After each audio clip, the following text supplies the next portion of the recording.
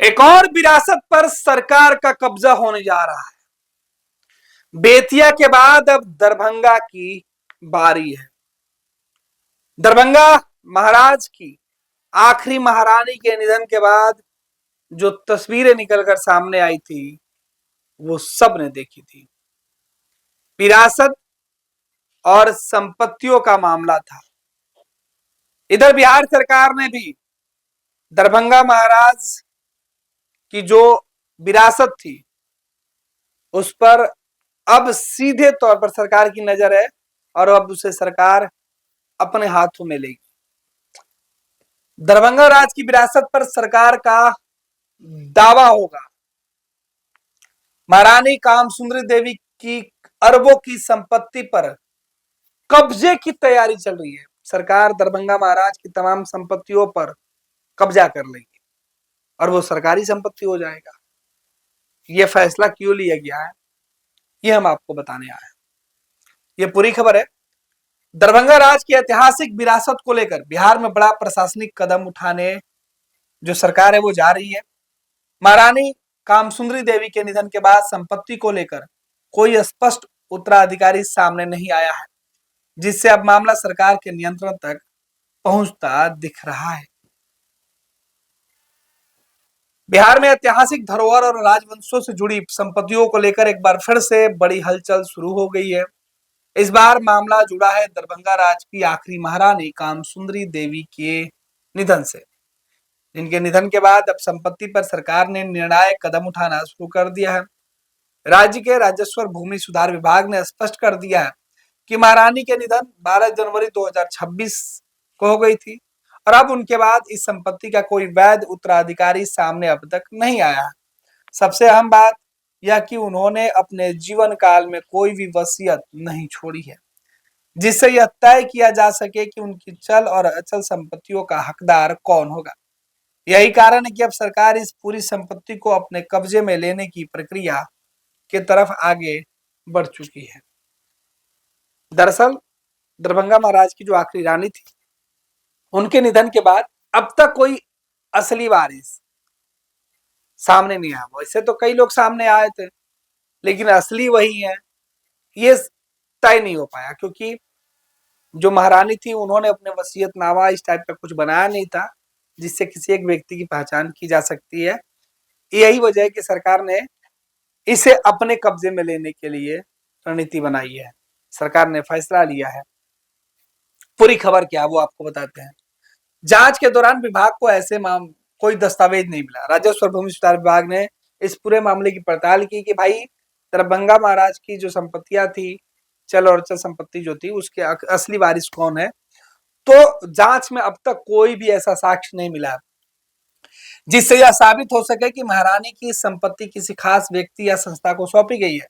चूंकि वह निसंतान थी और उत्तराधिकारी या कोई स्पष्ट दावा भी सामने नहीं आया, इसलिए कानून के अनुसार सरकार को हस्तक्षेप कर जो है वो अपने अधिकार में लेने की जो पूरी कोशिश है वो कर रही है। सरकार का कहना है कि भाई जब महारानी ने कोई उत्तराधिकारी नियुक्त ही नहीं किया है तो फिर उस संपत्ति का वारिस कोई कैसे आ जाएगा। इसलिए सरकार इस पूरे मामले में हस्तक्षेप कर रही है और कानूनी प्रक्रिया के बाद इसमें कब्जा करने की रणनीति बनेगी।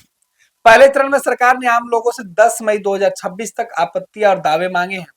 सरकार ने इसके लिए कानूनी तौर पे आम लोगों से अपील किया है कि जो लोग भी उस संपत्ति के वारिस खुद को बताते हैं वो दावा करें, वो सबूत लाएं कि ये संपत्ति उनकी है, उसके वारिस है और किस तरीके से उनकी है। इसके अलावा कहा जा रहा है कि अगर कोई व्यक्ति या पक्ष इस संपत्ति पर अपना अधिकार जताना चाहता है तो उसे तय समय सीमा के भीतर प्रमाण के साथ सामने आना होगा।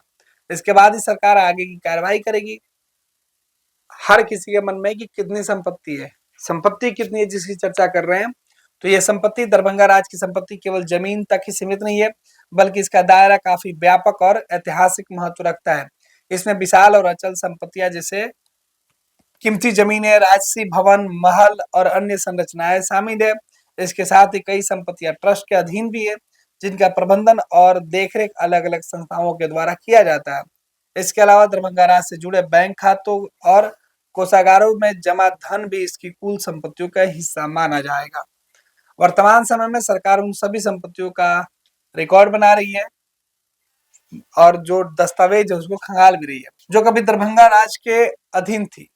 जांच का मुख्य उद्देश्य यह पता लगाना है कि इनमें से कौन कौन सी संपत्तियां वर्तमान में अवैध कब्जे में है या जिनका गलत तरीके से उपयोग किया जा रहा है। सरकार पहले ही बेतिया राज की संपत्तियों को लेकर एक विशेष अधिनियम बना चुकी है। अब उसी मॉडल पर दरभंगा राज के लिए भी कानून लाने की तैयारी है, जिससे अधिग्रहण की प्रक्रिया को वो कानूनी मजबूती मिल सके। सूत्र बता रहे हैं कि 10 मई के बाद सरकार एक विशेष अधिनियम लाकर संपत्ति अधिग्रहण की प्रक्रिया शुरू करेगी। इसके बाद सरकारी नियंत्रण में इन संपत्तियों का उपयोग सार्वजनिक हित में किया जा सकता है, जैसे शिक्षा, स्वास्थ्य और अन्य विकास के कामों के लिए। इस मामले में सुप्रीम कोर्ट का जो पुराना आदेश है वो काफी अहम है। कहा जा रहा है कि 1987 का एक आदेश है जिसमें माना गया है कि दरभंगा राज की संपत्तियों का बंटवारा आपसी सहमति से किया जाना चाहिए, लेकिन अब तक कई संपत्तियों का वैध बंटवारा नहीं हो पाया, जिससे स्थिति और जटिल हो गई है। आगे क्या किया जा सकता है, आगे क्या हो सकता है, ये भी जान लेते हैं। अब आगे सबकी नजर 10 मई की डेडलाइन पर पड़ी हुई है। 10 मई तक जो डेडलाइन दिया गया है कि कोई भी लोग उस पर दावा कर सकते हैं, उसमें कौन कौन से लोग साक्ष्य के साथ आते हैं वो देखना होगा।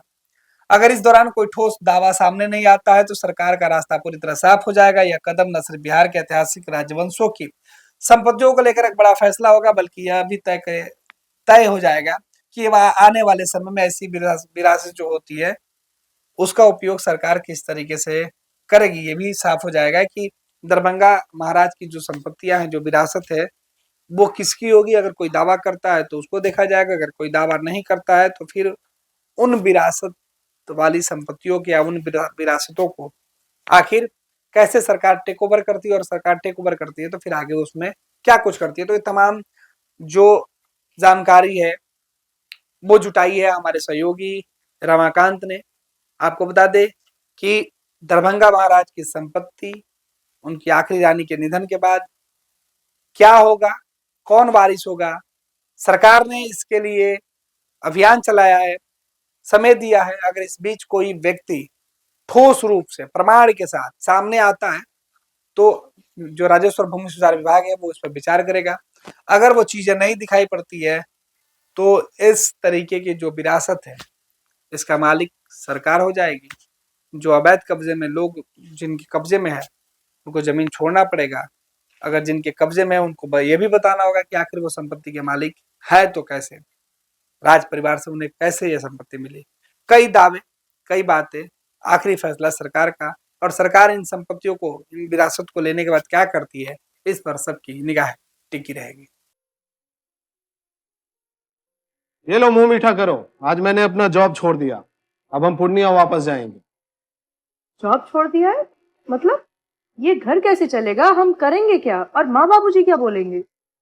इसलिए मैं एक और मिठाई का डब्बा लाया। अपने बिजनेस के लिए लोन अप्रूव हो गया।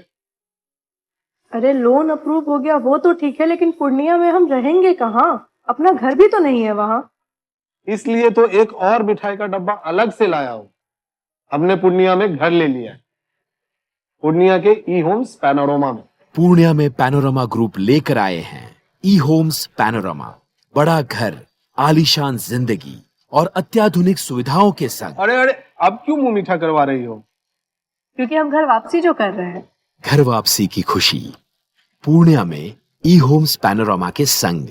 ई homes panorama, luxurious lifestyle redefined.